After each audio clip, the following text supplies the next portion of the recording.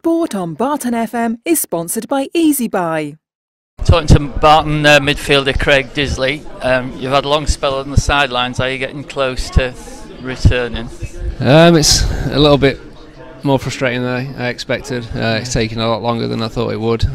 So difficult to put a time frame on at the minute. It's still a little bit sore, which is disappointing. But fingers crossed it'll start improving soon. I can get back out on the pitch, before the season comes to an end, because it's coming around pretty quick. Yeah, it must drive you mad having to sit here and watch every week. Yeah, it's especially as you get to the later years in your life, should I say. You cherish every game. So to not be able to play and pull on the shirt is disappointing. But like I say, there's not a lot I can do about it. I've just got to keep positive with it, and hopefully, like I say, sooner it'll start feeling better and I can get back out there. Yeah, that's good to hear.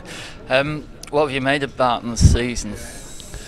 I think it's a little bit inconsistent, I think it's fair to say. The injury list seems to be incredible. Yeah, it does. It's been a strange season. You look at, I think, the team from the start of the season to the team now, there's not a great deal of the same players left, so there's been a lot of turnaround in players. And like you say, we've been really unfortunate with injuries. We've lost players at key times. So, but I think you can definitely see there's signs of improvement in the side since Craig's come in.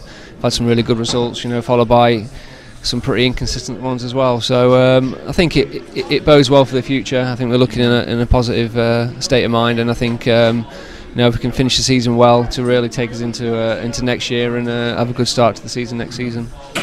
If we look at your career, I think you started at Mansfield, didn't you? Did you come through the youth system, or were you scouted? How did it all get off the ground? I was scouted playing for Retford United, which is a local side for myself, by a guy called Dave Bentley, and he invited me down to go for a trial game at under 16 level. So I played a couple of trial games and got offered my scholarship from there. So left school just before my 16th birthday, and straight into digs, moved away from home and did my scholarship at Mansfield, and thankfully 2 years later got offered a pro contract, and that was sort of the beginning of what's been a long career. Had it always been your ambition to be a footballer? Is that what you wanted to yeah, I think from as long as I can remember, I was always confident that I'd be able to be a professional footballer. I know a lot of people probably say that.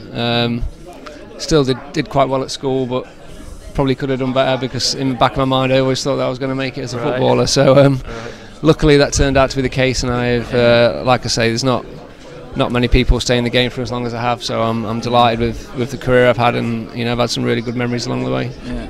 Was it League 2 at Mansfield you're in when you started? Was that? I think it was actually Division 3. It was that long ago.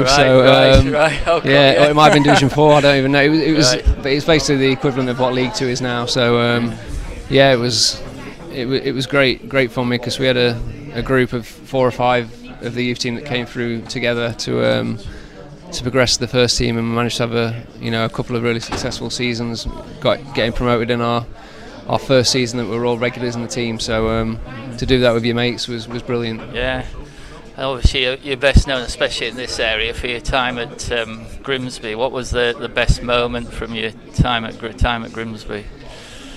Probably a pretty obvious one, and that was getting promoted at Wembley to get the club back in the league. Yeah.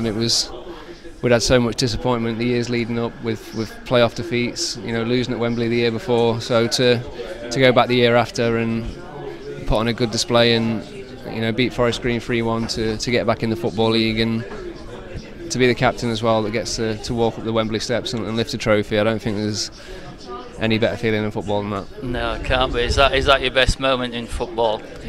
I think it's got to be. I've been fortunate to play at Wembley a few times. I'd won there before in a playoff final with Bristol Rovers, but I think the bond I had with the club and the fans at Grimsby, and to be the one that lifted the trophy after so much doom and gloom over the previous years, and to get the club back in the Football League, which they feel they belong and I feel they belong. It was a fantastic achievement, and it's definitely my biggest achievement in football, and one of the proudest ones, definitely.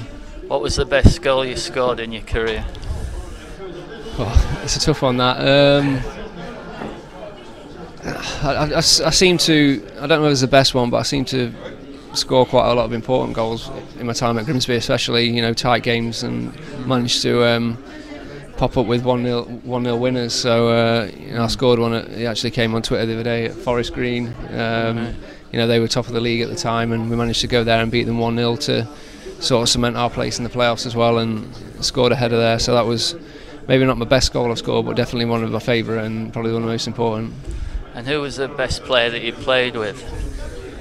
I'll have to say Ricky Lambert, which is sort of my claim to fame, if you like. We played with Ricky at Bristol Rovers.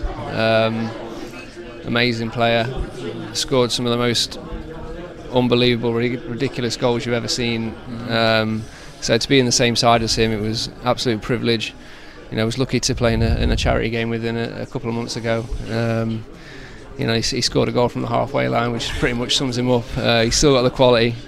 He might look a bit different now in terms of shape and size, but you never lose that quality. But he's a fantastic lad as well. So for him to have the career he had, I'm delighted for him. And who was your toughest opponent? God, there's been so many over the years. Probably somebody you might not know. Who's a guy called Gary Jones, who was at Rochdale, and could never get the better of him in any game I played. I used to dread coming up against him. He was a tough tackling, no nonsense, and just always seemed to give me the runaround every time I played against him. So he's someone I definitely didn't like playing against. But I've been fortunate to play up against a lot of good players over the years. So, but he's just the one that just sticks in my mind as someone I really hated playing against. Right. Well, thanks very much for talking to us, and I hope you're soon back on the field. Cheers, thank you. Thanks a lot.